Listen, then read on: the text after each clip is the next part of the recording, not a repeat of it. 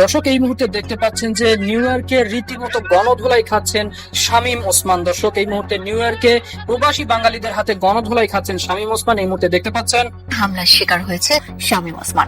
মনে আছে আপনাদের খেলা হবে শামীম ওসমান, নারায়ণগঞ্জের ডন যিনি, আর যাবে কোথায়? আমেরিকা প্রবাসী যে সমস্ত জুলাইয়ের অকুতভয় সৈনিক আছে তারা তাকে সেখানে রেড দেয়, ঘিরে ফেলে চতুর্দিক থেকে, ধরে ফেলে এক পর্যায়ে ধরে কিছু উত্তম মাধ্যম দিয়েছে।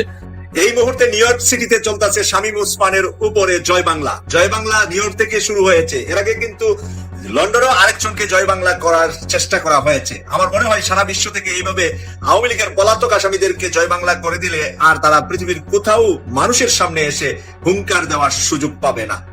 সমস্ত জল্পনা কল্পনা, নরেন্দ্র মোদী, পুরো ভারত, সবার সমস্ত চেষ্টা, ভারতের চেষ্টা সবকিছু ব্যর্থ করে দিয়ে বাংলাদেশের জন্য এক মহাসুখবর। এত কঠিন কোন সিদ্ধান্ত বাংলাদেশে কোন সরকার আগে নিতে পারে। বাংলাদেশ রীতিমতো চেপে ধরেছে ভারত, এত সোজা না। মনে আছে আপনাদের খেলা হবে?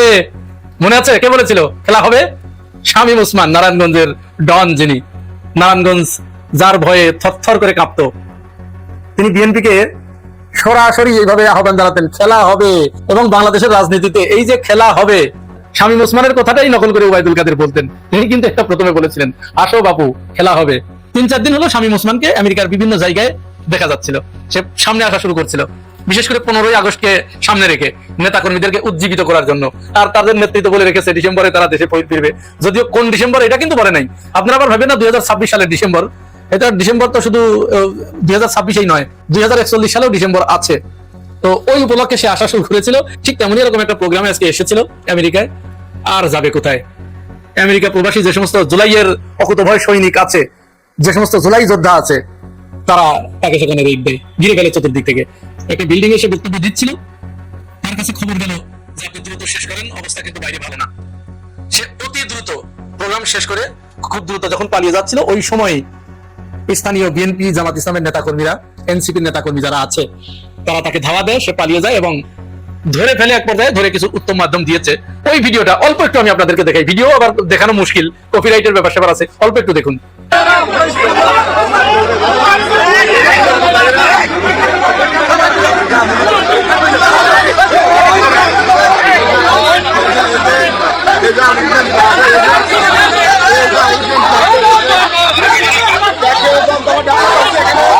আপনারা জানেন যে ইউনূস সরকারের আমলে তারা একের পর এক বিভিন্ন জায়গায়, যেখানে জুলাই যোদ্ধারা বা এই জুলাই গণঅভ্যুত্থানের পক্ষের শক্তি যেখানে গিয়েছে সেখানেই তাদের উপরে হামলা করার চেষ্টা করেছে। তারা ভেবেছিল যে পৃথিবীতে তারা মনে হয় তাদের জাল বিস্তার করে ফেলেছে, আর কেউ এখানে কোনোদিন পাত্তা পাবে না। কিন্তু মুদ্রার অপর একটা পৃষ্ঠা যে আছে এটা তারা ভুলেই গিয়েছিল। যার কারণে এখন ওই যে আগেই বলেছি, প্রত্যেকটি ক্রিয়ার বিপরীত প্রতিক্রিয়া আছে। আপনি যে গতিতে কোনো কিছু ছুড়বেন তার থেকে দ্বিগুণ গতিতে এটা ব্যাক করবে, সেটাই হচ্ছে।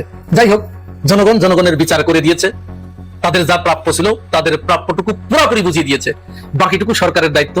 সরকার এখন তার বাকি কাজটুকু করলেই এই দেশটা সারা জীবনের জন্য কলঙ্ক মুক্ত হবে।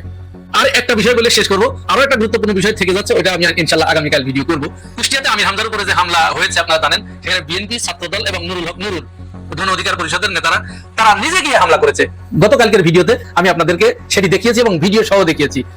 তারাই হামলা করেছে, আবার সেই নুরুল হক নুরুর দল, গণ অধিকার পরিষদ সারা দেশে জামাতের বিরুদ্ধে বিক্ষোভ করে বেড়াচ্ছে। এবং নুরুল হক নূর তো একেবারে ডাইরেক্ট ঘোষণাই দিয়েছে, জামাত যদি বেশি বাড়াবাড়ি করে তাহলে তারা 5 আগস্টের আগে যেরকম গুপ্ত ছিল তাদের সেরকম গুপ্ত থাকার ব্যবস্থা করে দেবো।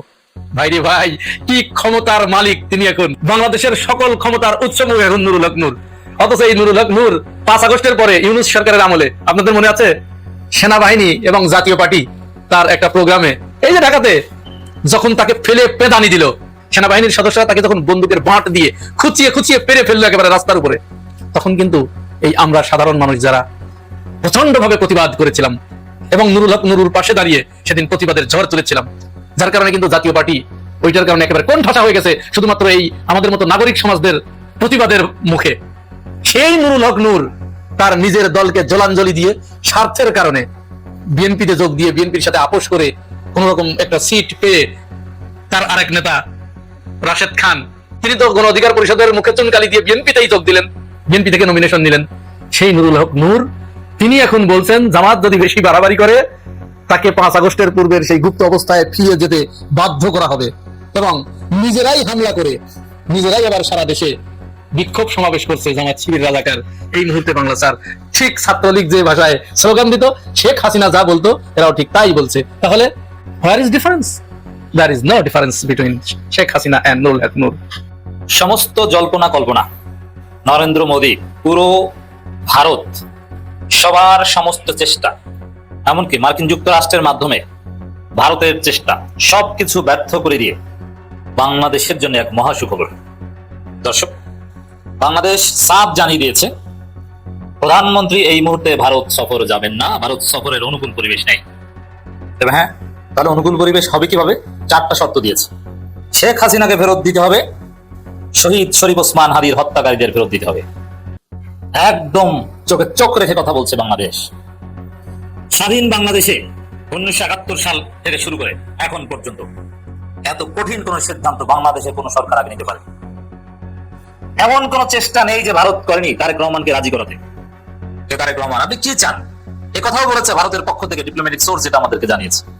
ভারত তারেক রহমানের জন্য মহা পুরস্কার রেডি করে রেখেছে, মহা উপহার, সারপ্রাইজিং উপহার। কিন্তু কোন উপহার, কোন পুরস্কার, কোনো কিছুতে তারেক রহমান সরকারকে টলাতে পারেনি। ভারতের ফাঁড়ে তারেক রহমান আপাতত পা দিচ্ছেন না।